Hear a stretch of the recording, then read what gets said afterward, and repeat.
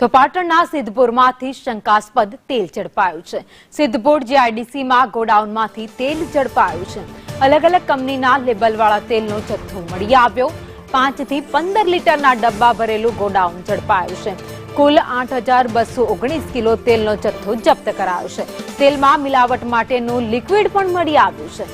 Vitamin A no constructed લિક્વિડનો જથ્થો મળી આવ્યો છે। એસઓજીએ ફૂડ વિભાગ અને એફએસએલને જાણ કરી ફૂડ વિભાગની કામગીરી સામે પણ અનેક સવાલ ઉભા થયા છે। વધુ અપડેટ સાથે સંવાદદાતા યશવંત પટેલ અમારી સાથે જોડાયા છે। યશવંત, રાજ્યમાં નકલીનો ધમધમાટ ચાલી રહ્યો છે, તેવામાં પાટણમાંથી તેલનો શંકાસ્પદ જથ્થો મળી આવ્યો છે।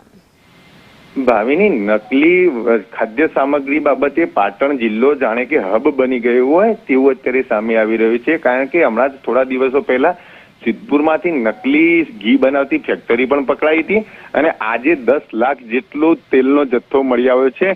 સ્વાભાવિક રીતે આ જે ફૂડ વિભાગ દ્વારા જે કામગીરી થાય છે તેના ઉપર પણ અનેક સવાલો ઉભા થાય છે। કારણ કે આટલી માત્રામાં જો કોઈ જથ્થો ચાલતો હોય, જીઆઈડીસી કહેવાય, જે જીઆઈડીસી ના અંદર મોટા મોટા 3 જેટલા પ્લોટો રાખીને આખી ફેક્ટરી ધમધમતી હોય અને જે માલ જે ખાદ્ય સામગ્રી છે તે એક્સપોર્ટ કરવામાં આવતી હોય, એક નહીં પરંતુ એસઓજી દ્વારા પાટણમાંથી પણ રેડ કરવામાં આવી હતી થોડા દિવસ પહેલા અને આજે સિદ્ધપુર ખાતે।